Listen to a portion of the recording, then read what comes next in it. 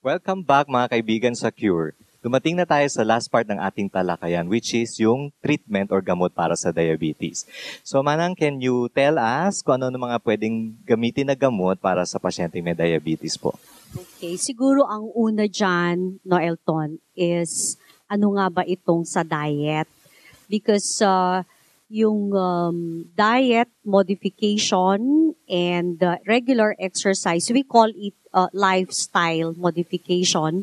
It's number one in the treatment armamentarium na tinatawag if a patient has diabetes. So, basically, yung diet, hindi lang naman sweets ang kailangan nilang i-avoid. So, kailangan din i-modify or i-limit yung intake of itong mga fatty foods or yung mga fried. So, sinasabi namin usually, you can eat all provided you eat in portion o kaya in moderation. And you learn to exercise. So, iyon yung number one na ina-advise sa may diabetes.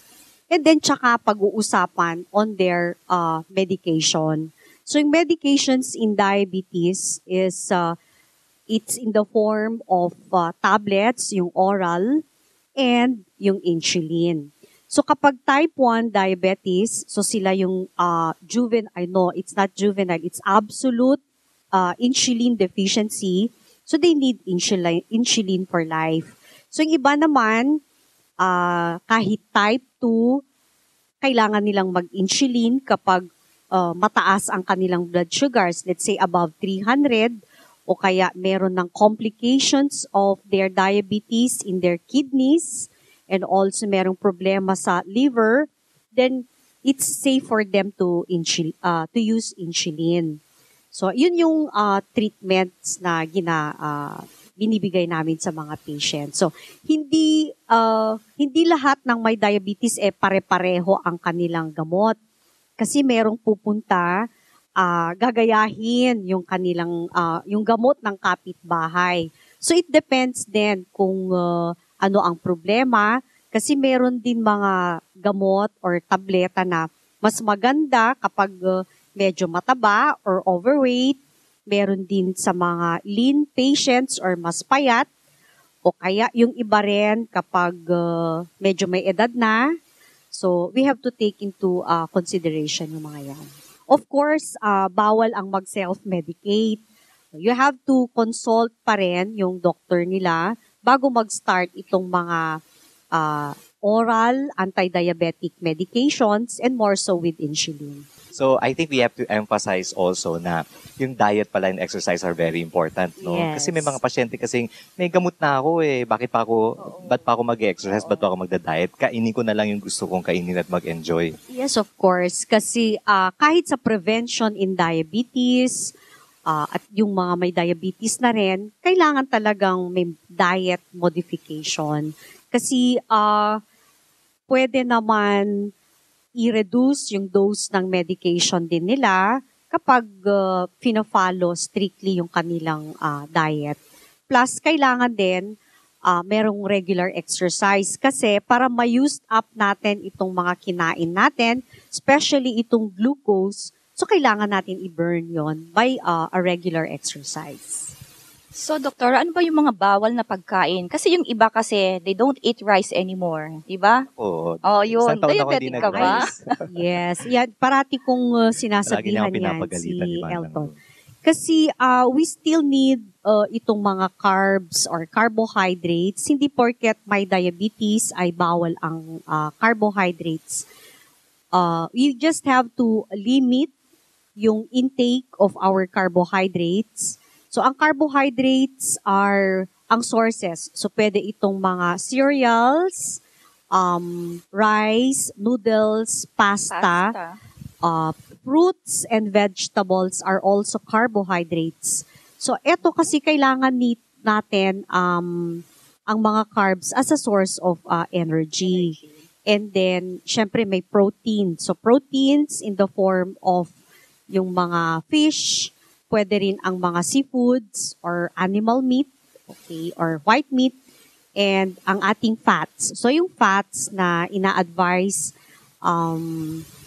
wag yung mga saturated fats. So saturated fats usually mga pinirito parate or mga burgers, no? So ideally pwede mo namang kainin no ading lahat, but you have to eat in moderation. So yung iba sinasabi nila hindi na matamis lang ang bawal in diabetes. So siguro what they mean is yung mga carbs. So ilimit lang itong mga tinitake natin carbohydrates and also itong mga fatty foods. What about, kasi uso na ngayon mga artificial sweeteners? Okay. So yung mga artificial sweeteners, we call them non-nutritive sweeteners. So in the form of yung acesulfame, yung sucralose, ito yung content ng Splenda, yung equal, that is aspartame. Yung iba rin is sorbitol or it is sugar alcohol. So they are still safe to use. Meron yung isang klase noon na artificial sweetener. Ito yung saccharin. So yung saccharin has been pulled out in the market years ago because of its potential risk for urinary bladder cancer. So, yun yung artificial sweetener na hindi na ginagamit ngayon. But so far, according dito sa FDA or sa mga associations ng diabetes worldwide, we can still use itong mga artificial sweeteners natin. Kailangan lang merong limit. So, may computation yan na din eh. So, sabi nila, it is 50 milligram per kilogram of your weight. Yung pwede mong gamitin in a day. Per day. So let's say, kasi yung mga sachet like Splenda, that is, one sachet is 1 gram. So let's say, 50 milligrams yung pinakataas na gagamitin mo per kilo. So kung you are 60 kilos, so it is 3,000 milligrams or 3 grams. So you can use up to 3 sachets in a day. So that's the maximum. So 3 lang. So they compute it according to the weight. So 3 per day lang bali. So they Sobra yata ako. 3, depende sa weight mo rin, Mading. So you can Kung ilang ka use ba? up to 3 or 64 5. kilos ako eh. Oh. So 3 to 5. Yes, 3 to Okay. 5 sachets. What about yung mga soda zero, soda light? Okay. Itong mga diet, mga ganon, or zero, they still have konting calories and they use itong mga artificial sweeteners. I think it's aspartame. So it's still, yeah, they can still have 1 can of this soda. Pwede pa rin naman Mga kahit may zero. diabetes. Pero hindi ka Yes. na pwede mag-equal nun. You can. So, limit. So, let's say, may Bibilang. equal ka sa kape. So, isa na yon. Tapos sa hapon, pwede ka ulit magkape. So, you can use your artificial sweetener ulit. Pwede naman. Yung iba kasing mga diabetic, porke soda light, soda diet, or zero, yung iba kasi talagang kahit ilang cans iniinom nila. No, kahit sinasabi nila kasing Dapat zero, may limit may din. limit din. So, yung recommendation namin is, you limit it, maximum na siguro yung 2 cans Per in a day. Yeah. So hindi talaga totoong 0 calories sila. So meron pa rin. Minimum. So minimum pa rin. Pero yung mga alternative medicine, may mga alternative medicine ba or mga herbal na pwedeng gamitin to really treat diabetes? Okay, so eto yung naging trend kasi lately, madami tayong yung mga supplements or etong mga herbals.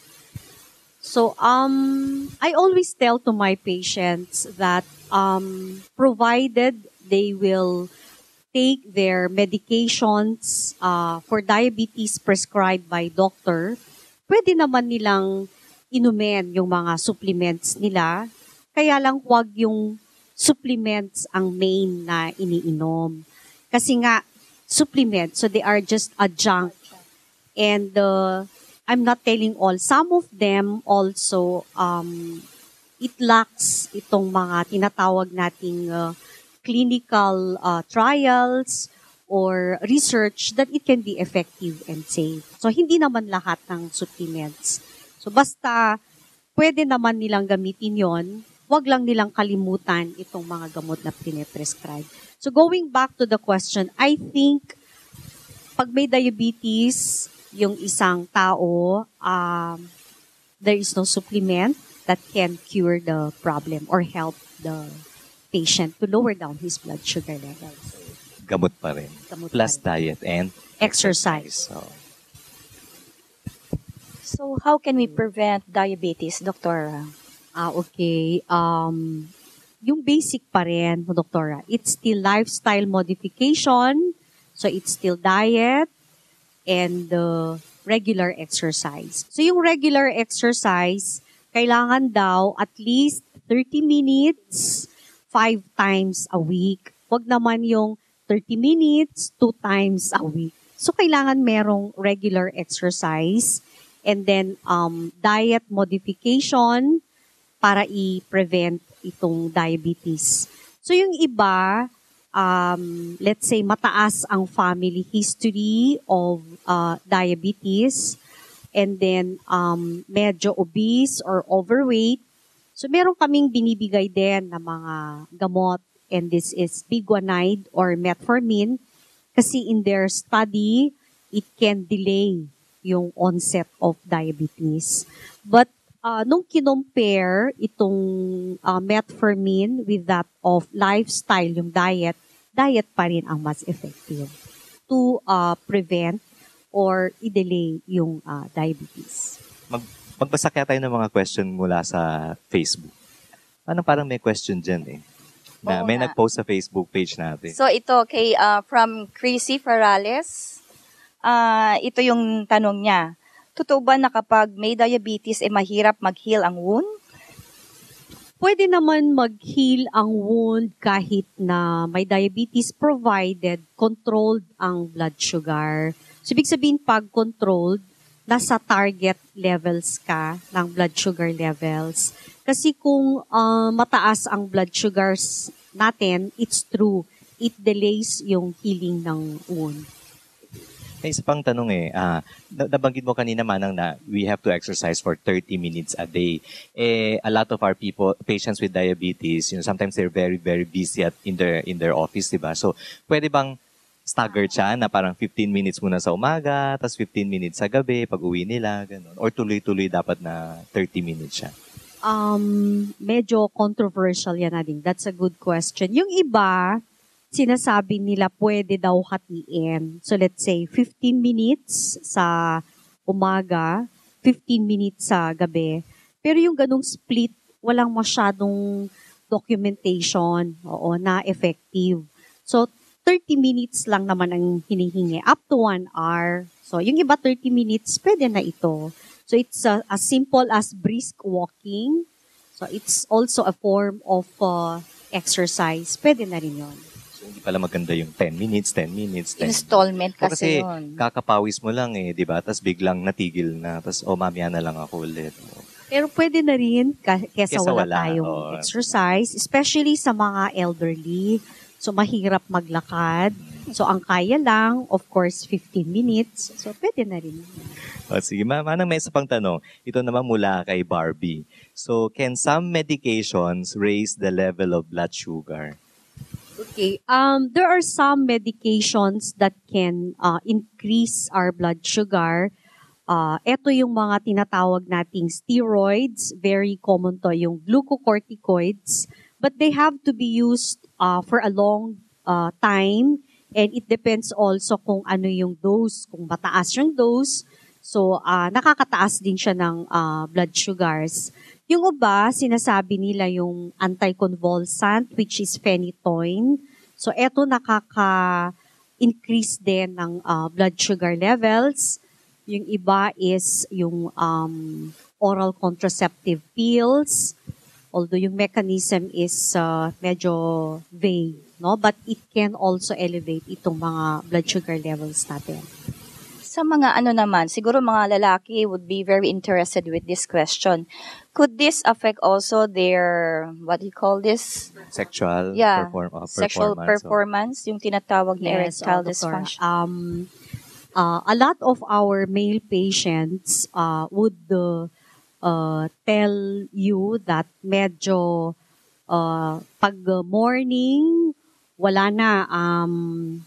They call it, mahirap tumayo si Manong. Totoy. Or Yes. walang Flag flag ceremony. ceremony. Oo. Flag ceremony. So we call it erectile dysfunction. And this is true among diabetic patients, especially kung matagalan na yung diabetes nila, let's say more than 20 years, o yung iba naman kung poorly controlled. So pwede rin because basically po ang blood sugars or yung diabetes, it affects itong mga blood vessels. So yung organ sa lalaki meron yung nerve, ba? Meron siyang supply doon. So it can also be affected. So kung medyo bumara or barado, merong tinatawag na erectile dysfunction. So it can. So, alam nyo na. Pag Alam mo na. Pero may gamot ba? O Pwede yun, bang bigyan ng interesado gamot? siya. So may, Yes. meron naman. madami ring gamot for this. But of course, yung mga gamot na yon, medyo i-consult mo rin sa cardiologist mo because pwedeng may effect sa heart. Heart. And hindi ka pwede ring gumagamit ng ganong gamot halos araw-araw. So, medyo... Hindi pwedeng basta-basta na lang na kumuha. No? Yes. Oo. You have to consult Manang Eva first. No, you Or consult your Your cardiologist. Oh, Si sige. Dr. Max. Mhm. Ay, siya yung guest natin last Oo week. nga. diba? Hindi natin natanong sa kanya yun, ano? Next time. O next time, guest natin. Ah.